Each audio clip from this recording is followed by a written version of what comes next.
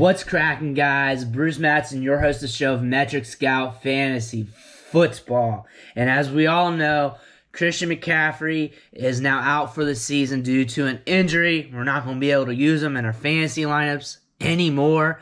And from glancing social media, Twitter, and everything else, a lot of people are wondering what to do with him. A lot of people are actually calling him a sell right now, wanting to sell him off due to age, due to injuries, and all that stuff. And I really want to go over that with you guys real quick. The best way to approach this so you're not left in the dark, so you don't end up taking the wrong advice, making the wrong move, or whatever else. So when I objectively look at Christian McCaffrey, I look at his career arc. He's 25 years old right now. He's not going to take another snap until he's 26 next year, so you might as well just call him a 26-year-old running back, because he's not going to give us utility again until he's 26 years old. Generally, when running backs start to hit a certain age, that's when they start to decline. However, with Christian McCaffrey, when he's on the field, when he's healthy, on average, he's delivering you anywhere between 25 to 30 PPR fantasy points per game. When he was on the field during that short sample this year, back from injury, he was used heavily in the passing game. He was very productive. He looked like himself. And with him being 26 years old, I don't see him slowing down. I could see him getting nicked up every year from here on out. We may not ever get a full season out of him. We may get a bunch of full seasons out of him. We may see him fall off. We don't know. However, when you go to put him on the trade market, you're not going to get what you think you're going to get or what was going to come in your inbox a few months, a couple years ago.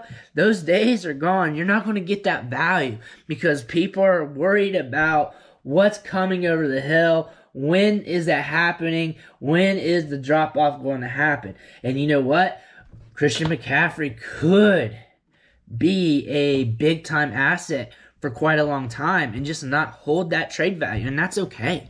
That's okay. It's okay to have a good player on your roster in your lineup.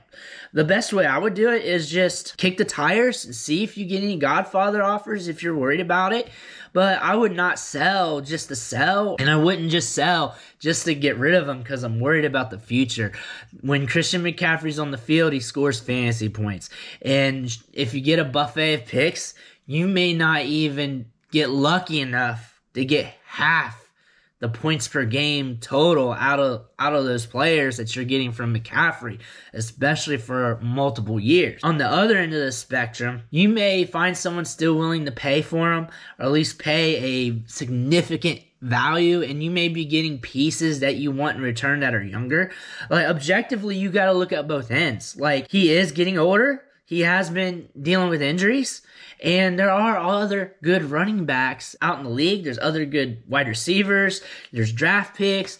You may be able to make something happen. Just theoretically, just judging the timeline, just max value is not now. The ultimate time to sell Christian McCaffrey, if you were just playing the stock market, was a few years back, year and a half or so back, when he was on that high, when he was that stud running back. That's when you got to pull the trigger if you want to hit that max value. If you're looking at just straight value, because that's when everybody wants that player. That's when everyone's willing to pay up for that player. Usually that player is so expensive and so valuable that you're not going to be able to make those trades happen because you're just not going to get what it takes to sell him off anyways in return. Right now, Christian McCaffrey does hold some value. It's not the same as what it was, and a lot of people are looking to sneak in to buy him on the low anyways. He's still going to be productive for your fantasy teams. He does not look like he's falling off. He may get nicked up here and there. He may fall off here in the next few years. I mean, he is 26. 28 may not be looking near as good 2 years from now. We've seen that with running backs. I'm not going to be sitting here telling you that a running back who's 26 is got all these years ahead of him.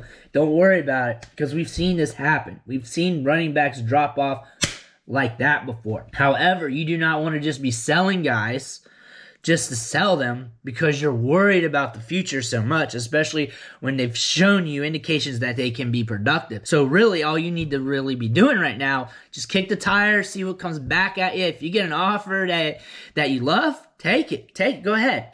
But if you don't, and it's just iffy, it's decent value, Don't. Hold him. And just see what he does for you on your roster. But you should always be kicking the tires whenever there's a value change anyways, just to see what comes back at you on the other end. You might be surprised. Or you might be let down. But that's how you get in those scenarios when you can churn these pieces around on your fantasy team.